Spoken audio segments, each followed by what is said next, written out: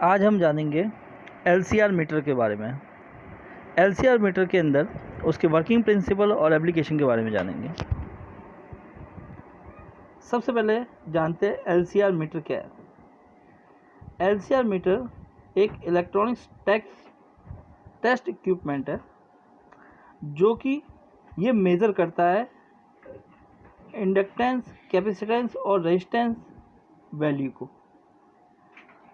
तो हम कह सकते हैं कि एलसीआर मीटर द्वारा इंडक्टर, कैपेसिटेंस और रेजिस्टेंस की वैल्यू मेज़र की जाती है।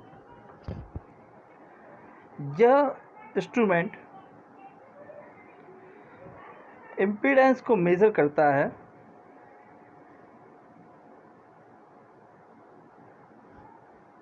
इंटरनली और फिर उसे परिवर्तित करता है और उसे डिस्प्ले करता है कैपेसिटेंस और इंडक्टेंस की टर्म में। यह दो प्रकार के होते हैं, हैंडहेल्ड और बेंच टॉप। हैंडहेल्ड टाइप का जो एलसीआर मीटर है वो छोटा होता है, लाइट वेट होता है और फील्ड के अंदर ऑपरेट करने में इसका प्रयोग किया जाता है। बेंच टॉप टाइप का एलसीआर मीटर इस हैंडहेल्ड एलसीआर मीटर से बड़ा होता है, परंतु इसके द्वारा बेटर एक्यूरेसी के अंदर वैल्यू को चेक किया जा सकता है। इसकी जो ऑपरेटिंग फ्रीक्वेंसी रेंज है वो हैंडहेल्ड टाइप के एलसीआर मीटर से ज़्यादा होती है।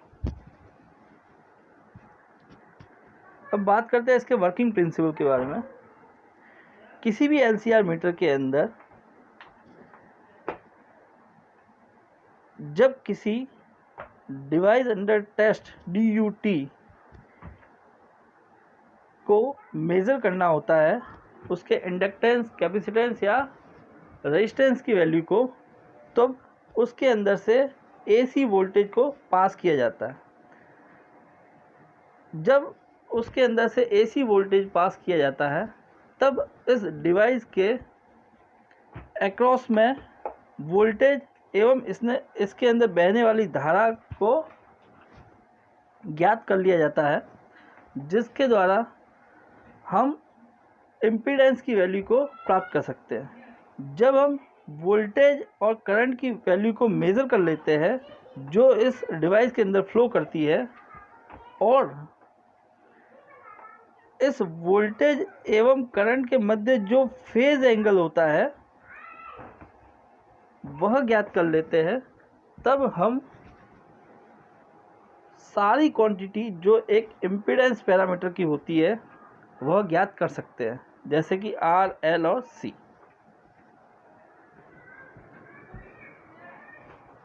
दो मेन सर्किट टेक्निक है जो कि एलसीआर मीटर के लिए प्रयुक्त की जाती है।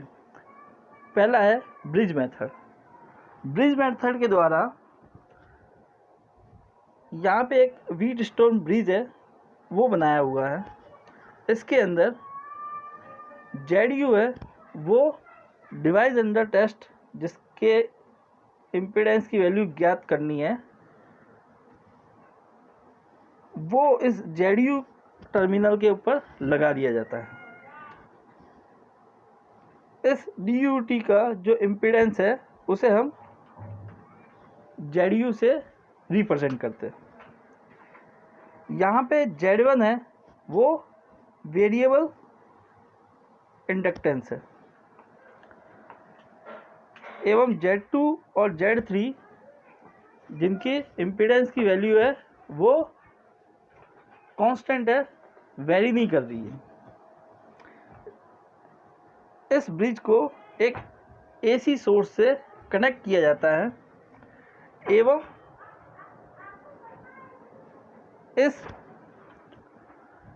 नल इंडिकेटर के द्वारा यह मेजर किया जाता है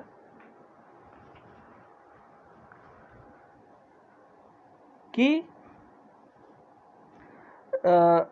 यह ब्रिज है वो बैलेंस कंडीशन में है या नहीं।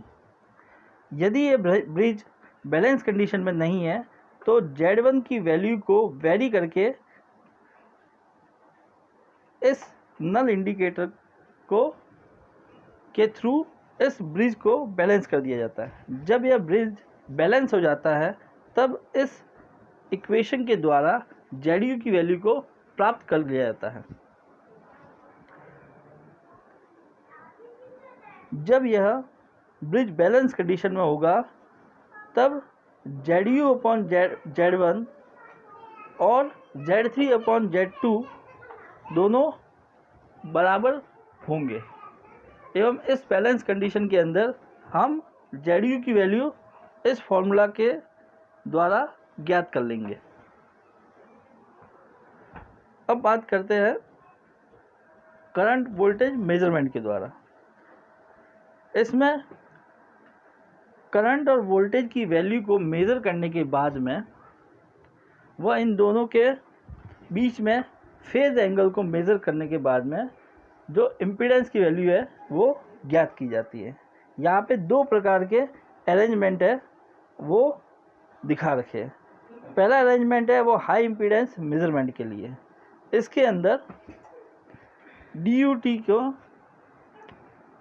इस प्रकार अरेंज किया जाता है कि इसके सीरीज के अंदर एक अमीटर लगा दिया जाता है एवं यहाँ पे पैरेलल के अंदर एक वोल्ट मीटर लगा दिया जाता है। यहाँ से अमीटर के थ्रू करंट की वैल्यू और वोल्ट मीटर के थ्रू वोल्टेज की वैल्यू ज्ञात कर ली जाती है एवं इन दोनों के रेशो से इम्पीडेंस की वैल्यू है वो ज्ञात कर सकते हैं। वहीं पे अगर लो इम्पीडेंस मेजरमेंट है तो इस DUT के अक्रॉस में एक वोल्ट मीटर को लगा दिया जाता है एवं यहाँ पे जो AC सोर्स है उसके सीरीज के अंदर एक अमीटर लगा दिया जाता है जिससे हम उसके करंट की वैल्यू और वोल्टेज की वैल्यू ज्ञात कर सकते हैं। तो ये दो प्रकार के जो अरेंजमेंट है, एक ब्रिज टाइप और एक वोल्टेज करंट मेजरमेंट के लिए, इन दोनों को LCR मीटर के अंदर प्रयोग किया जाता है ताकि इसके अंदर वोल्टेज करंट और वोल्टेज करंट के बीच में जो फेज एंगल है उसका मान है वो ज्ञात किया जा सके।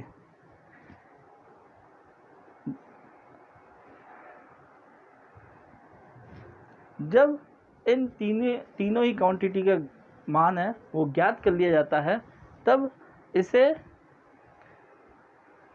डिस्प्ले डिवाइस में उस मान के अकॉर्डिंग उसके इंडक्टेंस और कैपेसिटेंस की वैल्यू रिप्रेजेंट की जाती है। एप्लीकेशन, इसकी एप्लीकेशन इंडक्टेंस, कैपेसिटेंस और रेजिस्टेंस निकालने के लिए होती है। साथ ही क्वालिटी फैक्टर और डिसिपेटिंग फैक्टर निकालने के लिए भी इसका प्रयोग किया जाता है। ये लेबोरेटरी में सर्किट टेस्टिंग के लिए यूज़ होता है। धन्यवाद।